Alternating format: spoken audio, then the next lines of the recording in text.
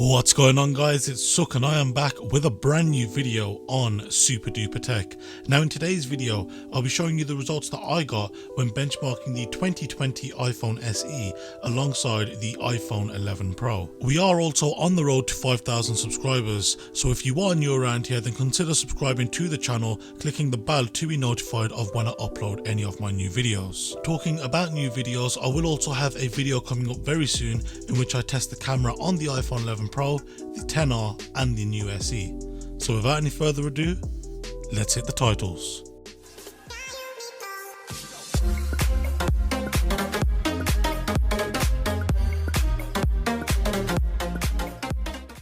The first benchmarking application that I ran on these two iPhones was Geekbench 5. Now Geekbench gives a score for both single and multi-threaded tasks, and after these have been performed, it will then give a score based on its performance and the time taken to perform them.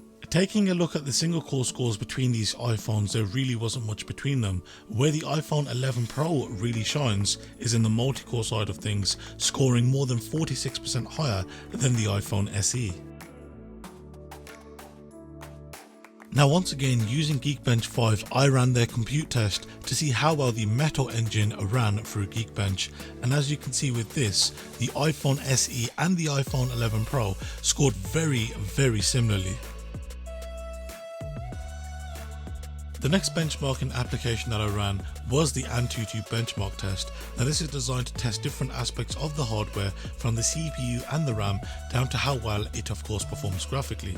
Now with this, it's interesting to see that the iPhone 11 Pro scored just under 8% higher than the iPhone SE. Now this can most likely be attributed to a slightly faster clock speed, a higher number of graphics cores and an extra gigabyte of RAM. With that being said, you've also got to factor in that the iPhone SE has a lower resolution screen, so it's not really got to power much more pixels when compared to the iPhone 11 Pro. Once again, using the Antutu benchmarking tool, I ran the HTML browser test, and considering that both of these devices run the exact same operating system, the difference was less than 3.5% between them, though this difference is most likely attributed to the physical properties such as the higher amount of RAM found on the iPhone 11 Pro. It is worth noting that I perform these tests multiple times and record the highest score that I get, which is quite interesting, as next up, when I ran a performance test, it was bizarre to see that the iPhone SE would constantly get a higher CPU score, and not just by a small amount, we're talking close to a 30% higher score.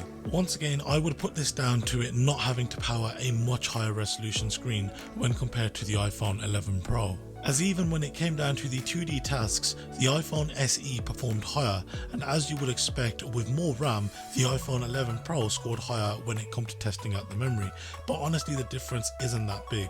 But you have to keep in mind that benchmarks don't show off how these devices will of course perform in the real world, but they do give us the chance to compare. Also, the read and write speeds of the flash storage on both of these devices are very similar, which is to be expected as they're both the 64GB models and most likely use the exact same storage chips.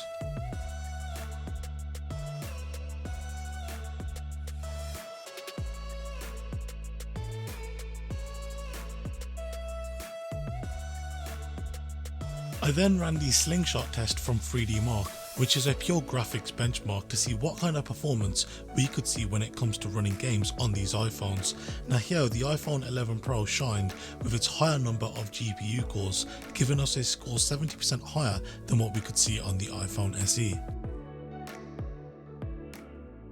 And lastly, using iMovie, I exported a 5-minute 24-second video file at both HD and 4K. Now it's interesting that both of these devices of course come from the same manufacturer, they use the exact same software, and I'm using the exact same video file, the exact same application, pretty much everything. And as you would expect with that, both of these devices came in with scores literally pretty much the exact same, apart from the iPhone SE, which came in 1 second faster when exporting 4K video footage compared to the iPhone 11 Pro.